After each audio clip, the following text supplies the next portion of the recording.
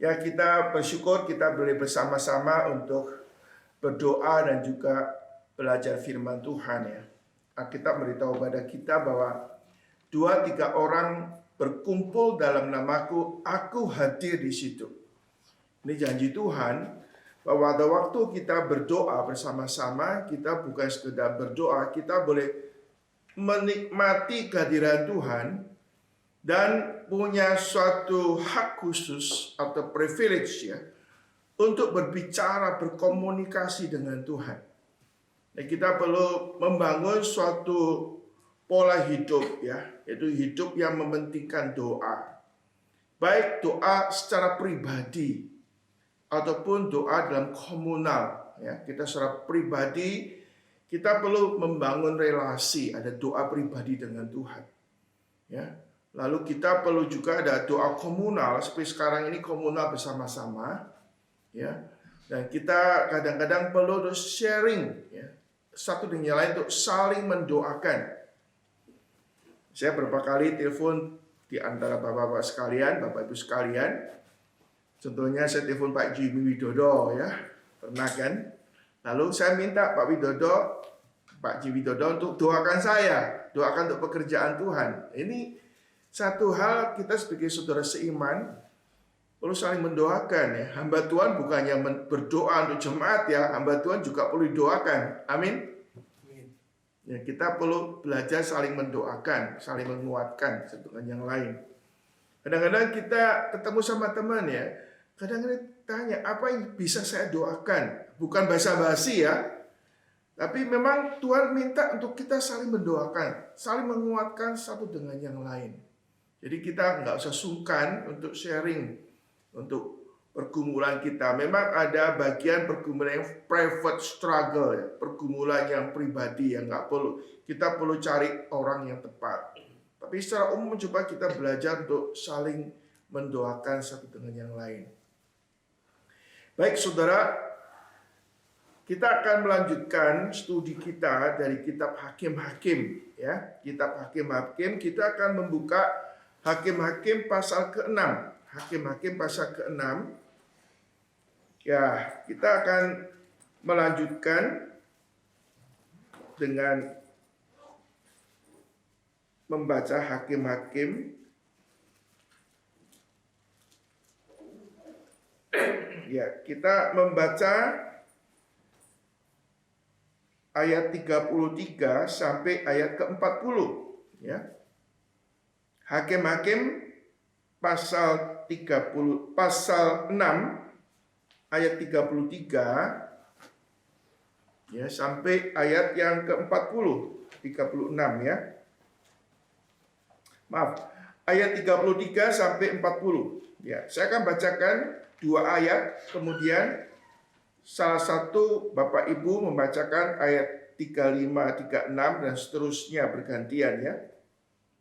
Sesudah orang Median dan orang Amalek dan orang-orang dari sebelah timur telah berkumpul bersama-sama mereka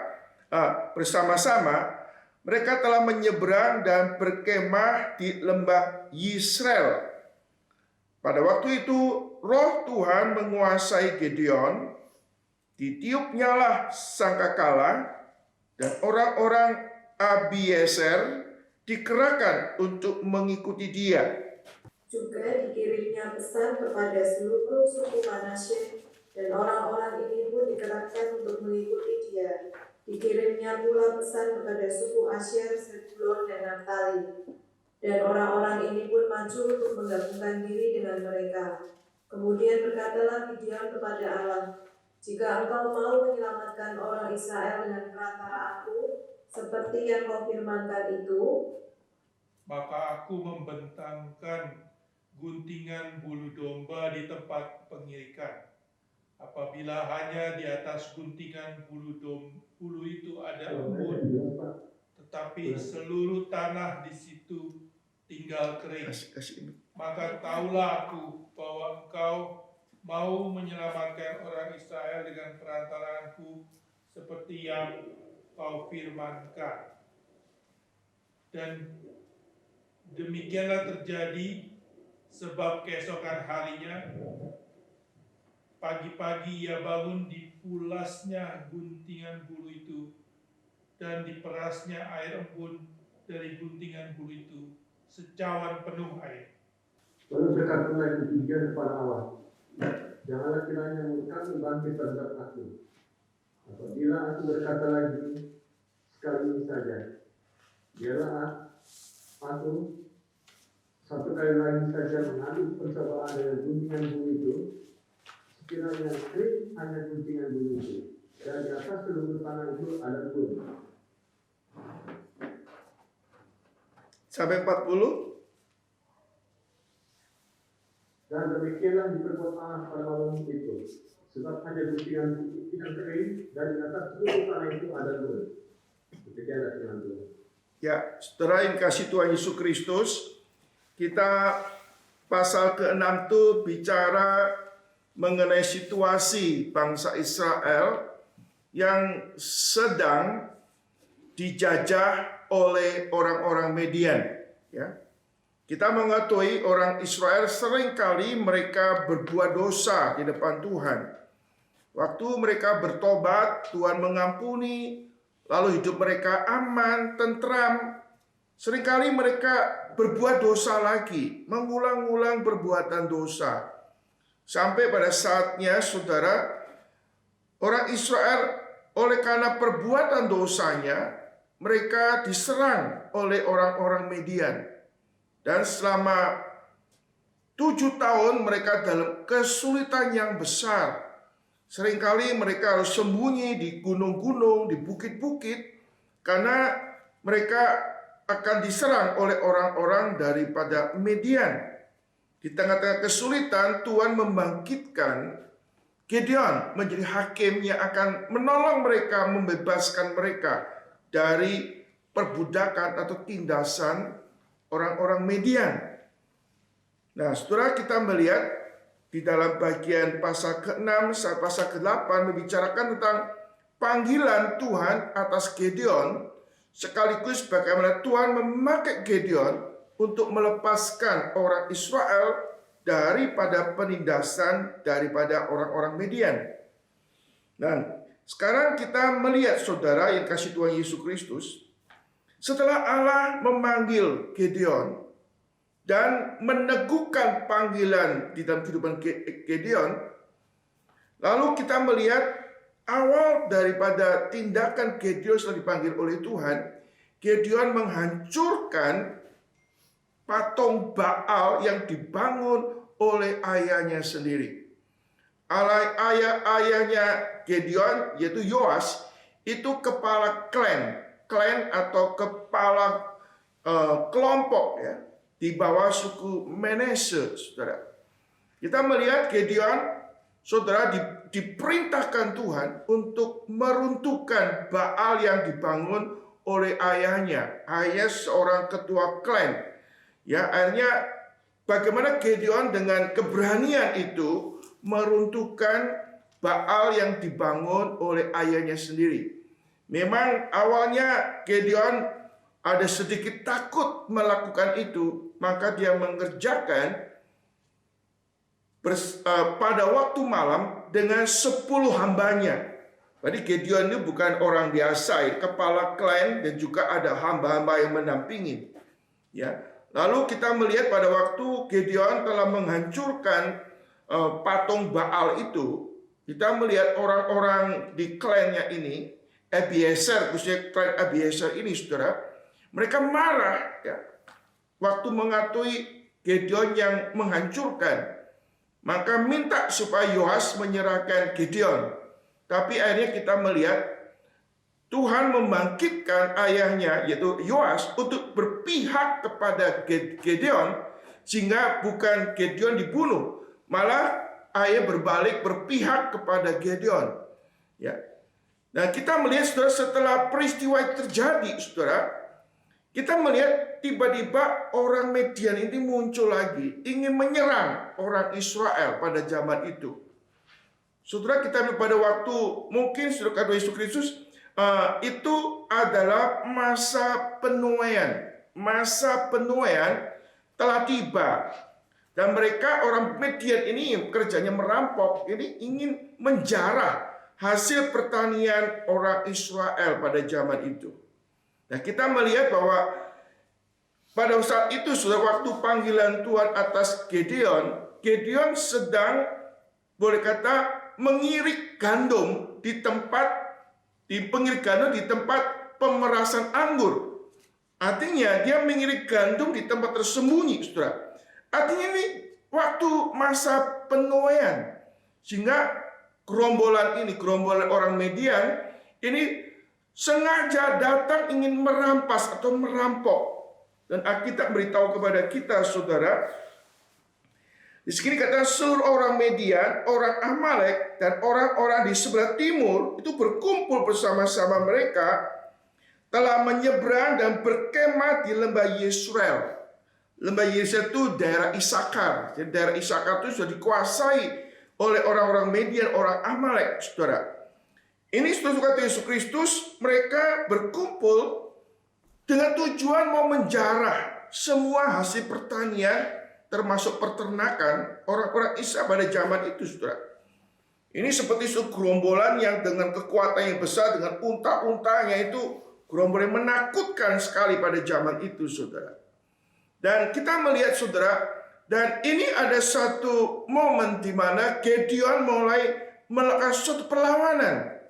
Sebelumnya Gideon sebagai seorang pemuda, kepala klan, dia sebenarnya orang gagah perkasa, kemudian orang yang secara fisikal atau secara karakter dia punya jiwa kepemimpinan, boleh kata, karena dia punya hamba, bisa menyuruh dan sebagainya. Tapi menghadapi gerombolan orang Midian itu nothing, saudara. Dia takut, boleh kata, saudara. Tapi setelah Tuhan memanggil dia, bahkan Tuhan mengatakan beberapa kali, sempat dia ragu-ragu, ya saudara, Tuhan mengatakan, engkau adalah seorang yang gagah perkasa. Allah memanggil engkau untuk membebaskan bangsa Israel daripada tindasan orang Media. Bahkan Tuhan mengatakan, aku akan menyertai engkau dan engkau pasti bisa membasmi orang Midian dan kawan-kawannya itu. Panggilan Tuhan jelas, perintah Tuhan jelas, janji Tuhan jelas. Tapi saudara, Gideon juga ada sedikit takut, saudara. Tapi kemudian Tuhan mengkonfirmasikan dengan tanda di mana pada waktu Gideon mempersembahkan makanan, persembahan kepada malaikat Tuhan, kita melihat ada api yang menghanguskan, membakar makanan-makanan atau makanan persembahan itu, saudara. Dan ini mengkonfirmasikan malaikat Tuhan bukan sekedar malaikat, tapi Tuhan sendiri hadir dan berbicara kepada Gideon, saudara. Sehingga panggilan Tuhan itu jelas, saudara. Dan kali ini, saudara, kita melihat waktu Gideon mendengar ada gerombolan orang Midian, orang Amalek, dan orang dari datang, saudara. So kata Yesus, kita melihat Tuhan bukannya sekedar memberikan perintah, memberikan janji, tapi Alkitab beritahu kepada kita, saudara, Allah memberikan rohnya. Roh Tuhan datang kepada Gideon. Saudara, ini bukannya secara eksternal dia mendengar, sekarang secara internal ada janji Tuhan mau hadir menyertai Gideon, saudara. Ini istilah ini menarik sekali, kita akan bahas, saudara. Saudara, kita melihat Allah telah berjanji bahwa dia akan menyertai, akan menang berperang melawan orang Amalek.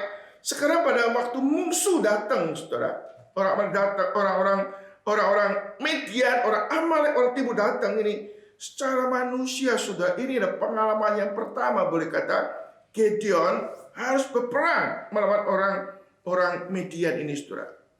Kita melihat, saudara, Tuhan di Alkitab katakan pada waktu roh Tuhan menguasai Gideon. Ditiupnya sangkala dan orang-orang Abiezer dikerahkan untuk mengikuti dia, saudara. Saudara, ini suatu yang indah sekali. Kita perlu bahas, saudara. Roh Tuhan, saudara, dalam bahasa Inggris ada beberapa terjemahan, saudara. Istilah roh Tuhan itu melingkupi dia, bahkan seperti orang roh Tuhan itu seperti pakaian yang dikenakan kepada Gideon. Ada come open Gideon, melingkupi atau menguasai Gideon begitu rupa. Nah, kalau saudara di dalam Perjanjian Baru mereka dicemakan dipenuhi Roh Kudus, dikuasai oleh Roh Kudus, saudara. Pengertiannya apa, saudara? Bagaimana seseorang bisa dikuasai, dipimpin, dipenuhi Roh Kudus sehingga timbul suatu keberanian. Keberanian bukannya karena dia self-confident atau keberanian karena kekuatannya dia miliki, tapi keberanian yang bersumber daripada Tuhan sendiri, saudara. Saudara, kalau dalam Perjanjian Baru ada istilah dipenuhi Roh Kudus. Apa artinya, saudara? Apa artinya hari ini saudara kita bicara bagaimana Roh Tuhan menguasai Gideon, saudara. Ini bukan berarti, saudara, kalau zaman sekarang ada pengertian kalau Roh Kudus menguasai, maka orang itu tidak sadar. Roh Kudus mengambil alih kepribadian orang itu sehingga orang itu menjadi orang lain. Ini nggak benar, saudara. Atau waktu Roh Kudus menguasai, orang itu menjadi orang yang setengah sadar. Dikendalikan sepenuhnya Roh Kudus sehingga kehilangan kepribadiannya, saudara. Alkitab beritahu pada kita, khusus kisah ini, saudara. Allah menguasai Gideon, bukan berarti kemudian Gideon menjadi pribadi yang lain. Bukan berarti Gideon itu nggak sadar atau setengah sadar. Dia 100% sadar. Tapi di sini, saudara, Roh Kudus atau Roh Tuhan mengatakan berkarya di dalam kehidupan daripada Gideon, sehingga saudara menjadikan Gideon plus. Ada kehadiran Roh Kudus yang menyertai dia. Allah berjanji menyertai, karena penyertaan itu Roh Kudus atau Roh Tuhan bekerja di dalam kehidupan Gideon. Tapi masih ada pribadi Gideon sendiri. Ini suatu pergumulan. Bagaimana sebagai anak Tuhan kita perlu tunduk kepada pimpinan Roh Kudus, perlu taat kepada kehendak Roh Kudus, perlu menyangkal diri. Ada kehadiran Tuhan yang menyertai Gideon, saudara. Saudara, kita ingat pada peristiwa waktu Yosua, waktu menyerang Jericho. Lalu ada malaikat Tuhan menampakkan diri berkata, dia ada bala tentara Tuhan. Ya, bala tentara Tuhan yang menyertai Yosua untuk berperang menghadapi yang namanya Jericho. Dan sekarang saudara kita melihat di Roh Tuhan mengenakan pakaian rohani, boleh kata. Mengenakan pakaian senjata perlengkapan Allah untuk Gideon menghadapi peperangan, menghadapi orang Midian ini, saudara. Saudara, karena Yesus Kristus di dalam relasi dan hidup kita, saudara, hidup kita kadang-kadang kita tahu firman Tuhan, kita tahu janji Tuhan, tapi kita nggak siap menghadapi masalah hidup kita. Kita perlu menyadari adanya Roh Kudus dalam hidup kita, menjadi pembela kita, yang menyertai kita, yang memampukan kita menghadapi kesulitan apapun dalam hidup kita, saudara. Sehingga pada waktu kita menghadapi hidup ini, saudara, atau peperangan rohani, bukan kita yang berperang, Tuhan yang berperang, dan kita mengandalkan Tuhan di dalam peperangan rohani yang kita hadapi, saudara. Saudara, kata Yesus Kristus, Gideon setelah menghancurkan akan berhala orang tuanya atau kliennya ini, musuh langsung datang. Saudara, sekarang Gideon menghadapi ini bukan dengan kekuatan sendiri, tapi dengan keberanian Tuhan yang Tuhan berikan. Kadang-kadang waktu kita, ini sesuatu yang mungkin jarang dilakukan. Waktu saudara ada masalah, ada pergumulan, Doanya apa, saudara? Seringkali doanya Tuhan, singkirkan masalah itu. Hancurkan masalah itu. Kita ingin bebas, menang. Pernah nggak kita berdoanya gini? Waktu ada masalah, doanya Tuhan, penuhi aku dengan Roh-Mu yang kudus. Penuhi aku dengan kehadiran-Mu, Tuhan. Buka pikiranku, atau terangi pikiranku dengan Roh-Mu yang kudus. Supaya saya mengerti bagaimana saya bersikap menghadapi masalah ini. Atau kira Roh Kudus beri kekuatan, keberanian untuk menghadapi kenyataan ini, saudara. Doanya bukan doa yang lain. Doa minta Roh Kudus hadir. Roh Kudus berkarya dalam kehidupan saudara. Yang memampukan saudara menghadapi masalah dalam kehidupan ini. Doa minta dipenuhi Roh Kudus, saudara. Sebagian orang karismatik minta dipenuhi Roh Kudus supaya berbahasa lidah, berbahasa roh, melakukan mujizat, macam-macam. Kadang-kadang kebablas, ya. Tidak lagi on the track yang harusnya. Tapi sisi lain kita yang harus mengerti kebenaran, kita tidak tahu bagaimana, saudara. Saudara, setiap orang Kristen sejati, the true Christian, Tuhan telah memberikan Roh Kudus dalam hidup kita. Ya, Roh Kudus akan memampukan kita, keberanian pada kita untuk menghadapi masalah-masalah yang ada di depan kita. Kita melihat pada waktu murid-murid Tuhan Yesus, setelah Yesus mati, dikuburkan, bahkan setelah Yesus bangkit dari orang mati pun orang Kristen masih ketakutan. Tapi setelah Roh Kudus turun pada hari Pentakosta, ada keberanian dalam hidup mereka yang sebelumnya mereka tidak miliki, saudara. Mereka dulu penakut, masuk kamar dikunci, boro-boro mengabarkan Injil, saudara. Mereka terbirit-birit menyelamatkan diri. Tapi setelah Roh Kudus turun, come upon them, mereka ada keberanian, ini saksi Tuhan, saudara. Saudara, kalau Yesus kita kembali lihat Gideon, saudara. Roh Tuhan datang kepada dia, menguasai dia. Sehingga dia tidak lagi dikendalikan oleh situasi di sekitarnya, tapi hidupnya dikendalikan oleh Tuhan. Langsung Alkitab memberitahu kepada kita, saudara, timbul keberanian yang luar biasa. Segera di sini, saudara, kita melihat ditiupnya sangkakala. Artinya, saudara, siap perang. Ini orang, aku ready menghadapi musuh ini. Siap. Bukannya siap pribadi, saudara, dikatakan ditiupkan sangkakala dan orang-orang Abiezer dikerahkan untuk mengikuti dia. Orang-orang Abiezer dulu tuh protes, malah mau membunuh siapa? Gideon, karena meruntuhkan mezbah Baal. Justru sekarang Justru sekarang orang Abiezer di pihak Gideon, mau maju bersama Gideon, saudara. Tiupkan sangkakala. Saudara-saudara Yesus Kristus, kita melihat saudara keberanian daripada Gideon ini karena Roh Tuhan menaungi dia. Dan semangat dia itu menular orang lain, saudara. Bahkan dikatakan di sini, saudara,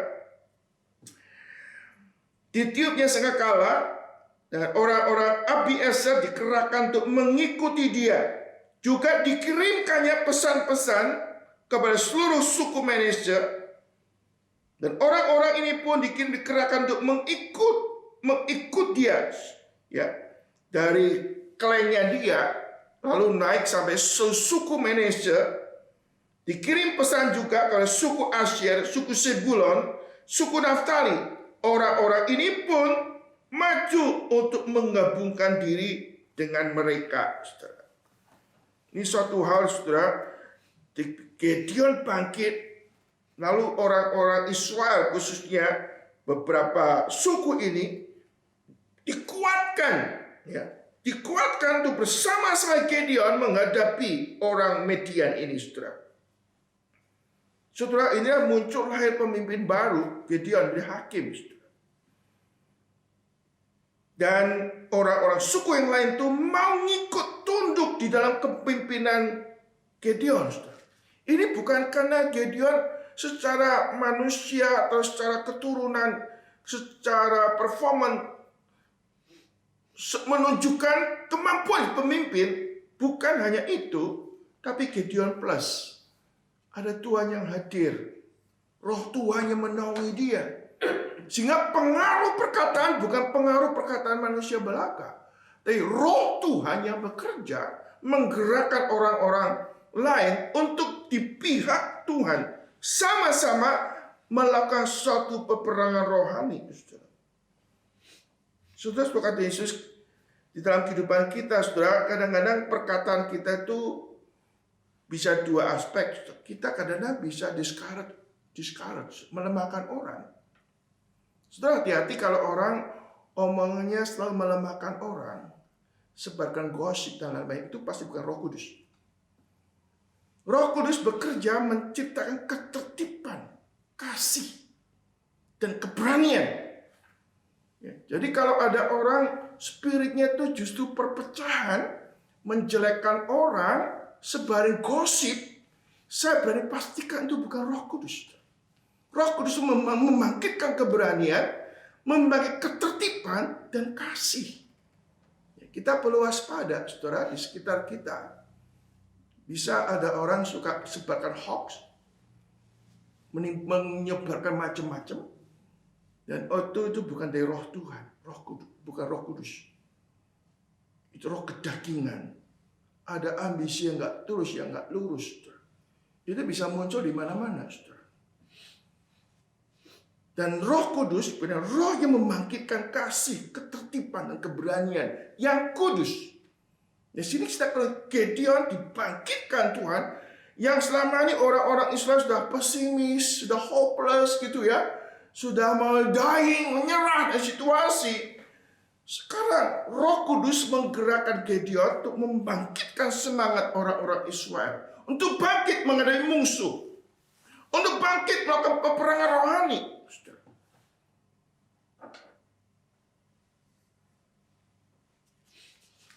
Saudara-saudara kata Yesus Kristus, sampai di sini kita melihat, saudara, hal yang indah terjadi. Di mana Gideon dipenuhi Roh Tuhan, ada keberanian menggerakkan ya. Ini suatu langkah yang sangat baik di dalam diri Gideon, saudara. Tapi saudara suka Tuhan Yesus Kristus, sekarang saudara, Gideon itu bukan dilatih berperang, saudara. Sekarang harus menghadapi realita. Tidak gampang nih ada musuh. Musuhnya preman-preman. Secara manusia pasti kegentaran. Disinilah keunikan daripada orang dikuasai dipenuhi Roh Kudus. Orang yang dipenuhi Roh Kudus, dikuasai Roh Kudus, bukan berarti dia jadi orang Superman yang nggak ada takut sama sekali. Bisa takut, saudara. Bisa ragu-ragu juga. Sekarang Yesus di tengah-tengah menghadapi dia semangat gitu, dia menghadapi musuh juga takut. Tuhan bener gak bisa tolong saya ini? Maka dalam bagian ini, saudara, dengan semangat seperti ini, tiba-tiba kok muncul ayat yang sepertinya kok gini ya Gideon, kok ada takut juga. Lalu di sini katakan, saudara, kemudian berkatalah Gideon kepada Allah, jika engkau mau menyelamatkan Israel dengan perantaranku seperti engkau firmankan itu, maka aku membentangkan guntingan bulu domba di tempat pengirikan. Apabila hanya di atas guntingan bulu itu ada embun, tapi seluruh tanah di situ ada tinggal kering, maka taulah aku bahwa engkaulah yang mau menyelamatkan orang Israel dan perantaranku seperti yang kau firmankan. Saudara, Gideon minta tanda. Ini kita tanda ini. Tuhan sudah ngomong berkali-kali kan lapisan dong. Tapi sekarang Gideon minta tanda. Ya. Tuhan, memang kamu berfirman kepadaku, aku bisa mengalahkan, tapi aku minta tanda. Saudara, tandanya ini ada dikatakan di sini, saudara, guntingan bulu domba di tempat pengirikan. Ya, tandanya gini, apabila hanya di atas guntingan bulu itu ada embun, tapi seluruh tanah di situ kering, maka taulah aku bahwa engkau menyelamatkan orang Israel dari perantaraanku seperti yang kau firmankan. Saudara, ini Gideon minta tanda. Tandanya apa, saudara? Sebenarnya sepertinya sepele, tapi nggak sepele loh ya. Tanda supaya guntingan bulu domba itu ya basah. Sekitarnya kering, saudara. Intinya apa? Yosua ingin ada miracle. Miracle ini artinya kalau bukan Tuhan, nggak bisa ngerjain ini. Ya kan? Ini mirip kisah apa, saudara? Kisah tulah ke-7 di Mesir, saudara. Tulah ke-7 itu Tuhan menurunkan hujan es. Hujan es turun, tapi di tempat orang Israel tinggal di Goshen itu nggak ada hujan es, ya nggak ada hujan es. Hujan es itu gelontongan gitu, saudara. Kambing, domba mati, orang juga mati. Seluruh Mesir kena hujan es, tapi Goshen itu nggak kena hujan es. Itu kan Allah itu maha besar, saudara. Dan ini juga menyatakan, saudara, ini waktu di zaman itu, saudara, itu ada juga, saudara, dewa langit, dewa hujan, dewa kesuburan, sehingga ingin menunjukkan bahwa Tuhan itu melampaui ilah-ilah yang ada di tanah Kanaan itu, saudara. Ini menunjukkan ada kekuatan supranatural, saudara. So kata Yesus Kristus ini ada berkata, Gideon ini masih ragu-ragu, benar nggak Tuhan menyertai aku? Suruh aku. Dulu memang saya dengar, ya, zaman Gideon, zaman Yosua, matahari bulan bisa berhenti, kan? Karena doa Yosua, kan? Lalu dulu zamannya Musa, ada kuasa yang besar. Itu kan dulu. Sekarang saya mau sekarang ini. Tunjukkan tandanya, Tuhan. Tuhan very generous, nyatakan loh, luar biasa loh ya. Bulu domba basah, yang lain nggak basah. Sampai sedikit ada jok ini, sampai diperes airnya gitu ya. Ini orang iseng benar gitu ya. Nah, diperes sampai ada air di situ, saudara. Ini bukan hanya sekedar mungkin kelihatan ada embun, betul-betul embun, betul-betul air. Bukan kelihatannya, saudara. Artinya Gideon minta bukti. Saudara, kita boleh nggak minta bukti? Minta tanda. Nah, ini suatu pertanyaan ya. Oke, kita melihat yang kedua, saudara. Sudah Tuhan kasih, tapi Gideon masih rasanya gak puas ya. Minta tanda lagi. Tapi kali ini dengan tambahan sedikit dikatakan. Lalu berkatalah Gideon kepada Allah, janganlah kiranya murkamu bangkit terhadap aku. Apabila aku berkata lagi, sekali ini saja, biarkanlah satu kali lagi saja mengambil percobaan dengan guntingan bulu itu.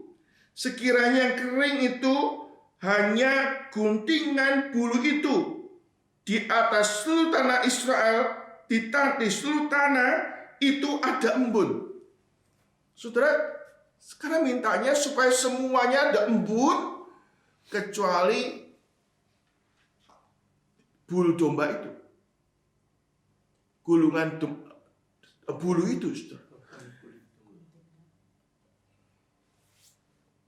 Jadi kita melihat di sini, kenapa ya si Gideon ini melakukan seperti ini? Kalau yang pertama, oke lah, minta tanda. Minta yang kedua, artinya sudah betapa sebetulnya Gideon itu ragu-ragu sekali. Ada orang bilang Gideon itu nggak ada iman, nggak ada keberanian. Ya. Kalau keberanian itu muncul karena Tuhan yang memberi kekuatan peneguhan. Tapi saya ingin beritahu pada saudara, kadang-kadang dalam hidup kita pun, kita Rasanya nggak beriman. Kita ingin bukti kadang-kadang. Ada suatu kisah yang sederhana, tapi Alkitab beritahu kita ada suatu kisah mengenai seorang yang berdoa sama Tuhan, Tuhan, aku percaya, tolong aku yang nggak percaya ini. Ini kan suatu hal yang sangat paradoks sekali. Tuhan, tolong aku yang nggak percaya ini. Aku percaya, tolong aku yang nggak percaya. Ini suatu paradoks. Saya percaya, tapi untuk betul-betul percaya itu susah sekali. Nah, ini terjadi dalam kehidupan daripada Gideon. Ada problem di dalam penyerahan hidup kepada Tuhan. Mempercayakan sepenuhnya hidup kepada Tuhan. Ya. Tolong aku percaya, tolong aku yang tidak percaya.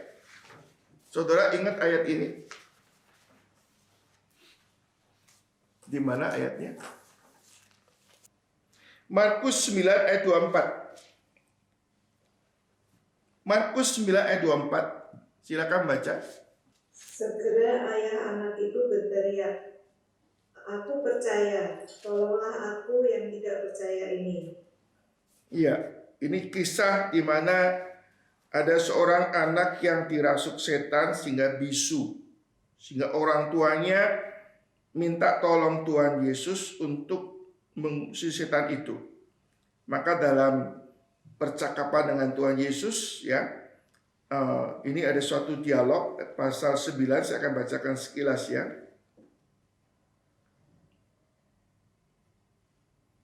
Dikatakan, dan saya bacakan ayat 22 ya. Dan seringkali roh itu menyeret ke dalam api ataupun ke dalam air untuk membinasakannya. Sebab itu, jika engkau dapat berbuat sesuatu, tolonglah kami, kasihanilah kami.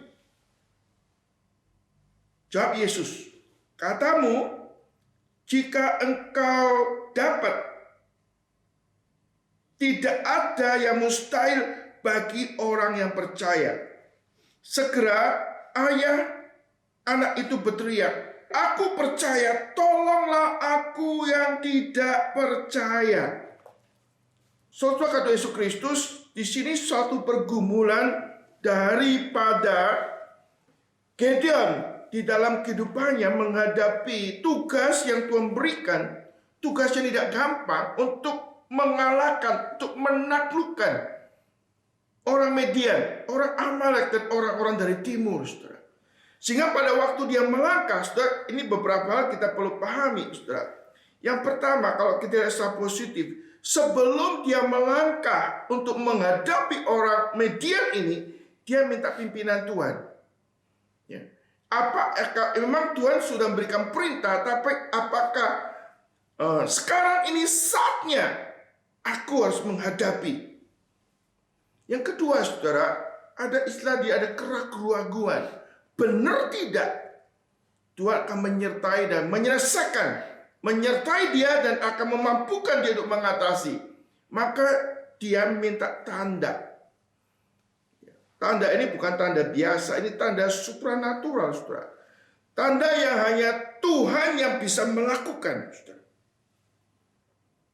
Saudara, kata Yesus Kristus, dari sini kita menyadari walaupun Gideon dipenuhi roh Tuhan, dikuasai roh Tuhan, ada keberanian pada Tuhan, ada keterbatasan di dalam dia mengaplikasikan di dalam kehidupannya, saudara.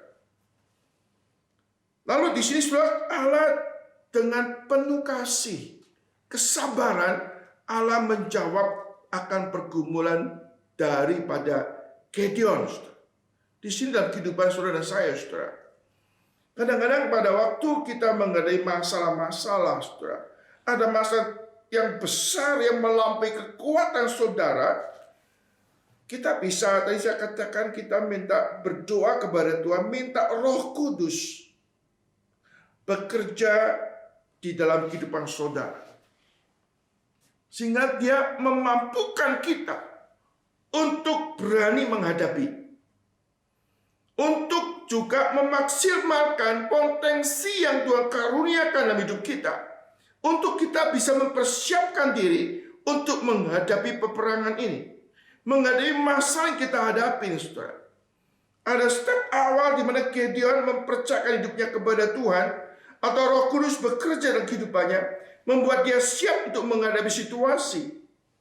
Yang kedua, saudara, di dalam belas kasihan Tuhan, Tuhan memberikan tanda supaya apa? Gideon tidak ragu-ragu. Di dalam kita melangkah mengikut Tuhan, kadang-kadang kita masih bisa goyah, kita masih bisa ragu-ragu. Tapi di sini ada belas kasihan Tuhan.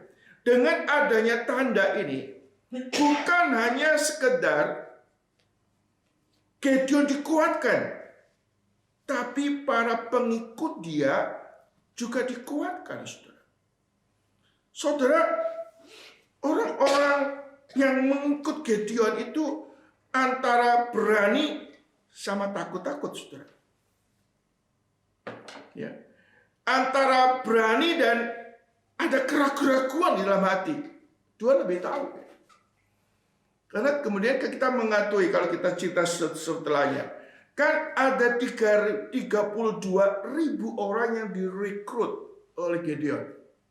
32.000 orang. Tapi Tuhan mengatakan terlalu banyak mereka. Kasih tahu siapa yang takut, siapa yang nggak siap, pulang. Yang pulang berapa? 22.000. Artinya apa? Mereka beriman juga takut, saudara. Jadi 32 orang ini tinggal 10. Tinggal 10.000. Tuhan katakan masih terlalu banyak. Suruh mereka minum. Kalau mereka minum langsung ke air, kokok gitu ya, itu disortir. Yang minum dengan cara begini, itu yang lewat. Cuma 300 orang. Saudara, ini 300 orang itu bukan menjadi pahlawan pilihan loh, bukan loh. Wah, ini paling sudah disortir betul-betul. Bukan itu. Menunjukkan saudara bahwa ini pekerjaan Tuhan. Tuhan nyoltir bukan karena mereka paling hebat-hebat, ini jago semua, enggak. Tuhan sortir dengan alami biasa. Dengan tujuannya ingin Tuhan mengatakan, kalau peperangan ini menang bukan karena orang Israel, tapi karena aku. So, dalam kehidupan kadang-kadang waktu kita menghadapi masalah, kekuatan kita kecil, lalu kita juga takut, sudah kecil takut, bagaimana kita bisa berperang, saudara? Tapi di sini kita belajar, saudara, bahwa Allah yang kita yakin itu Allah yang maha besar. Kadang-kadang kita melihat dia bungsu sudah give up. Sudah takut. Lalu kita minta tanda. Tanda ini menunjukkan seperti sudah menyatakan kehadiran Tuhan. Saya jadi teringat, saudara, pada waktu Musa mau masuk tanah Kanaan. Musa mengatakan, Tuhan, kalau engkau tidak menyertai aku, jangan suruh kami pergi. Artinya, saudara, Gideon itu melihat di perang ini serius sekali. Kalau Tuhan tidak hadir, sampai dia minta tanda, ini sisi lain ada kelemahan imannya, betul, tapi menyatakan ketergantungan yang sepenuhnya kepada Tuhan. Kalau Tuhan tidak bekerja, saya tidak bisa buat apa-apa. Ini mirip dengan Musa. Tuhan, kalau engkau tidak menjadi kami, jangan suruh kami pergi. Ya. Kadang-kadang waktu kita dalam hidup kita, kalau kita sudah kepingin ambisi, kita jarang untuk berdoa sama Tuhan, kan? Apalagi minta tanda. Kita main putusin aja semua gitu kan. Kalau itu menyenangkan kita, menguntungkan saya, kita nggak perlu tanda-tanda lagi. Kadang ada tanda-tanda yang menghalangi, tabrak terus gitu kan. Di sini menyadarkan kepada kita dalam hidup kita ini, kita betul-betul di dalam keputusan itu pertimbangkan matang-matang. Kalau perlu minta tanda. Kalau tandanya Tuhan tidak berkenan, jangan terus bablas, rem. Ini menyatakan Gideon ini betul-betul menyatakan ketergantungan kepada Tuhan. Aspek lain kita melihat kelemahan dia, keraguan dia ya. Tapi aspek lain justru orang-orang hati-hati. Jangan sampai meleset. Jangan sampai hancur lebur gitu loh ya. Ini kan kalau musuh sama orang Midian, kalau ini bukan pimpinan, nggak penyertaan Tuhan, mereka ludes. Artinya sudah ini betul-betul aspek lain. Kalau kita lihat kelemahan Yosua, keraguan Yosua, oke, saya setuju. Tapi juga dia menyatakan ketergantungan kepada Tuhan. Memang kau telah janji menyertai aku. Memang kau memberikan janji, aku akan bas mereka habis. Tuhan, tapi hatiku kecil. Aku ragu. Aku minta konfirmasi Tuhan, kepastian Tuhan. Kalau Tuhan nggak menyertai aku, jangan suruh kami pergi. Yang kedua, mengajar kepada kita, saudara. Kita itu manusia yang terbatas ya. Banyak hari kita nggak bisa kerjain. Kalau Tuhan tidak bekerja gitu. Menyadarkan kita ya, tanda ini bukan, kalau bukan Tuhan yang kerja tidak mungkin, saudara. Ini betul-betul kita menyadari dalam hidup kita ada hal-hal yang sebetulnya melampaui kesanggupan kita. Tanpa Tuhan bekerja kita tidak bisa maju, tidak bisa jalan. Satu langkah pun nggak bisa, saudara. Di sini mengajar kepada saudara dan saya ya, dalam hidup kita. Kita betul-betul mengakui bahwa Allah itu Allah yang maha besar, maha kuasa. Bagi Tuhan tidak ada yang mustahil. Aspek lain, saudara, kita jangan anggap hal ini ya sudah maha kuasa di sana ya. Tapi kita juga merindukan ada pengalaman rohani di mana kita boleh mengalami kehadiran kuasa Tuhan dalam hidup kita. Dan kiranya apa yang kita boleh renungkan pada malam hari ini, saudara, boleh mempersiapkan kita menghadapi hidup ini. Ada beberapa aplikasi yang perlu kita pikirkan. Pertama, saudara, berhubungan dengan Gideon waktu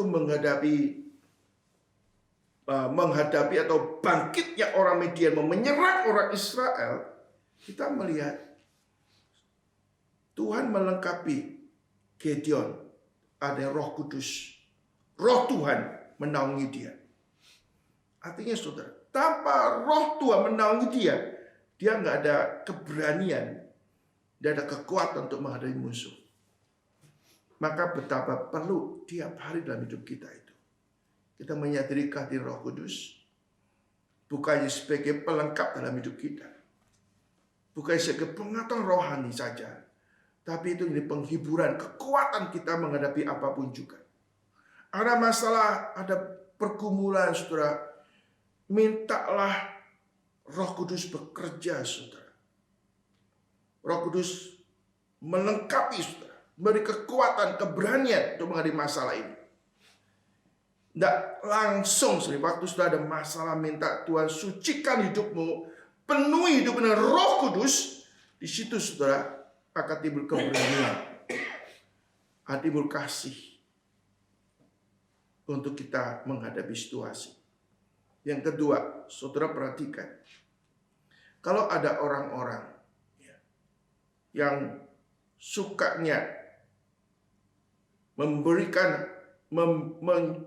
mengatakan hal-hal yang melemahkan orang lain, yang mengacaukan orang lain, nggak ada kasih, kebencian, atau hal yang nggak suci, saudara harus waspada. Itu bukan Roh Kudus, itu roh kedagingan. Nah, kita perlu waspada pada ini. Dunia ini ada banyak orang yang hidupnya dikuasai roh kedagingan, bukan Roh Kudus. Roh Kudus berikan damai, sukacita, sejahtera, penguasaan diri. Tapi roh kedagingan, ambisi, roh kedagingan, roh pemecah belah, nggak ada kasih, kebencian. Hati-hati, jangan sampai kita ini hanyut di situasi seperti ini.